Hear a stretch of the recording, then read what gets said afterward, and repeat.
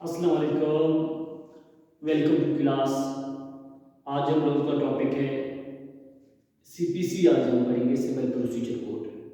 Civil procedure code का हम पढ़ेंगे ऑर्डर 40, रूल 1 to 5 पढ़ेंगे। ये बहुत इंपॉर्टेंट है एग्जाम पॉइंट ऑफ व्यू से। ऑर्डर 40 किस चीज़ को डील करता है? वो रिसीवर को डील करता है। रिसीवर कौन होता है, उसको कौन अपॉइंटमेंट किया जाता है, उसको कौन अपॉइंट करता है, उसकी क्या लाइबिलिटीज़ हैं, क्या ड्यूटीज़ हैं, उसकी क्या ड्यूरेशंस हैं। सबसे पहले हम आज देखेंगे कि रिसीवर कौन होता है। पहले तो मैं एक एग्जांपल दूंगा समझाने के लिए कि रिसीवर जब एक प्रॉपर्टी है, एक प्रॉपर्टी ए कहता है प्रॉपर्टी मेरा है, बी कहता है प्रॉपर्टी मेरा है, उसमें डिस्प्यूट इराइज होता है।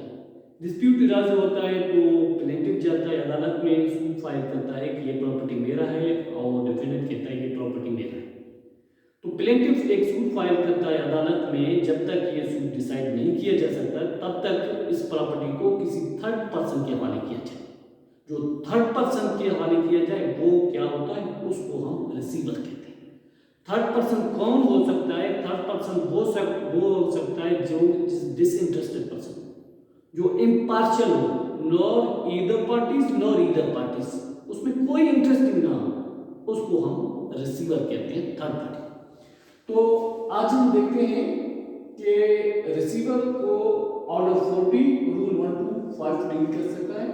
रिसीवर कौन होता है? रिसीवर डिसइंटरेस्ट पर्सन होता है। डिसइंटरेस्ट पर्सन जो इंडिपेंडेंट पर्सन होता है, जिसमें नहीं इधर पार्टीज में नहीं इधर पार्टीज में कोई इंटरेस्ट है, कोई इसी में इंटरेस्ट नहीं है, उसको हम कहते हैं। इसको क्यों अपॉइंटमेंट किया जाता है रिसीवर को? रिसीवर को अपॉइंटमेंट करने का मेन मकसद ये है, इसका मेन ऑब्जेक्ट ये है कि जो प्रॉपर्टी है उसको स्टेटस को में बरकरार किया है। स्टेटस को क्या है? वो एक लीगल टर्म है, लातिन लफ्ज है स्टेटस को, ये लातिन लफ्ज से निकला हुआ है। इसको स्टेटस को हम कहते हैं कि जो प्रॉपर्टी है उसी को उसी हालत में रखा जाए, उसमें कोई डेंजर या कोई डैमेज प्रॉपर्टी में नहीं दिया जाए, तब तक सूट जो कि ना वो डिसाइड नहीं किया जाएगा, उसको हम स्टेटस को कहते हैं। इसकी मोड्स ऑफ अपॉइंटमेंट रिसीवर को कौन अपॉइंटमेंट करता है? रिसीवर को हम देखते हैं दो तरीके से अपॉइंटमेंट किया जाता है, by application of party, by application और बाय कोर्ट।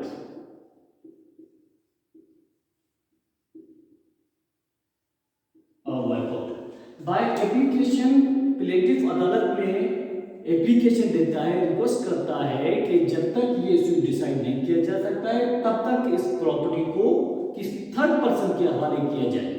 तो वो बाय एप्लीकेशन भी हो सकता है, बाय कोर्ट। बाय कोर्ट वो सुमोटो एक्शन लेता है, सुमोटो एक्शन के तहत अज खुद नोटिस लेता है कि इसको किसी और बंदे के हवाले किया जाए ताकि इस प्रॉपर्टी में है उसी हालत को बरकरार रखते हुए, ताकि इसी को कोई डैमेज या कोई नुकसान या इसको डेंजर में नहीं डाला जाए, तो वो बाय कोर्ट भी अपने तरफ से कर सकता है। ये राइट नहीं है, ये नहीं, प्लेंटिफ का कोई भी राइट नहीं, ये एक डिस्क्रिशनरी पावर है कि कोर्ट देखेगा कि इधर बिल्कुल ये सही है, ये सही कह रहा है कि इसमें कोई थर्ड पर्सन के हवाले किया जा सकता है, ये नहीं। ये डिस्क्रिशनरी पावर है। डिस्क्रिशनरी पावर हम किसे कहते हैं? जो अदालत अपनी मर्जी के मुताबिक कर सकता है। अदालत चाहे भी रिसीवर को अपॉइंटमेंट कर सकता है, अगर नहीं चाहे तो रिसीवर को अपॉइंटमेंट नहीं कर सकता है।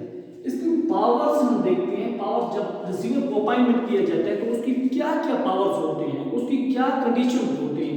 पावर्स हम रिसीवर की अगर देखें, इसके पास एक्सप्रेस पावर भी है, रिसीवर के पास एम्प्लॉयड पावर भी है, और ये इशू भी कर सकता है और इशू भी कर सकता है। ये अपने नाम के तहत अपना जो प्रॉपर्टी है अपने नाम से अदालत में केस भी फाइल कर सकता है। अगर कोई खुदा ना खास कोई रिसीवर जब अपॉइंटमेंट किया जाता है, कोई बंदा उसी में काम में मुदाखलत करे तो वो क्या होगा?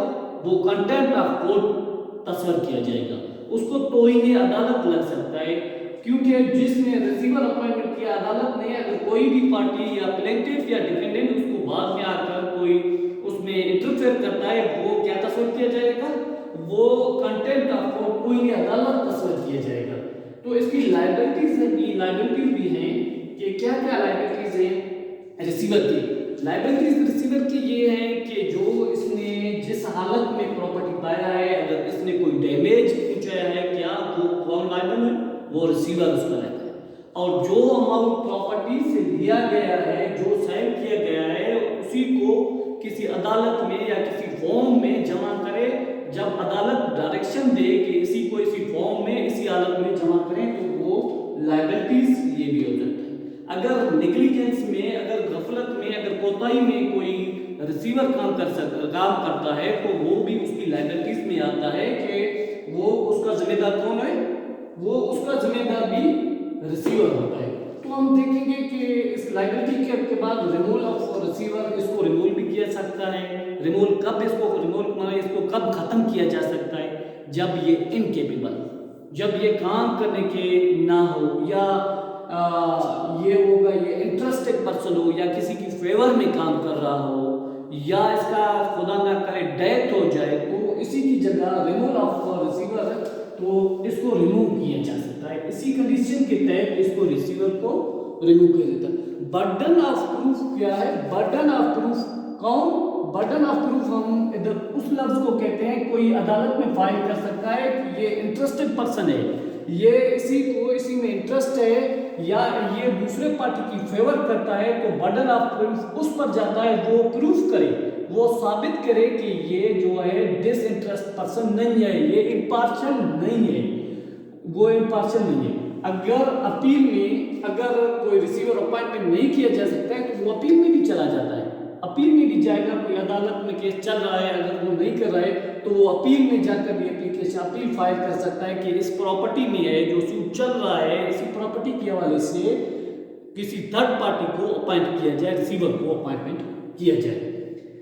तो एक ड्यूरेशन ऑफ ऑफिस कितना होगा, इसका ऑफिस का क्या लिमिट होगा जब इसको अपॉइंटमेंट किया जाता है? इसमें स्पेसिफाइड किया जाता है। कौन स्पेसिफाइड करता है ड्यूरेशन ऑफ ऑफिस रिसीवर की?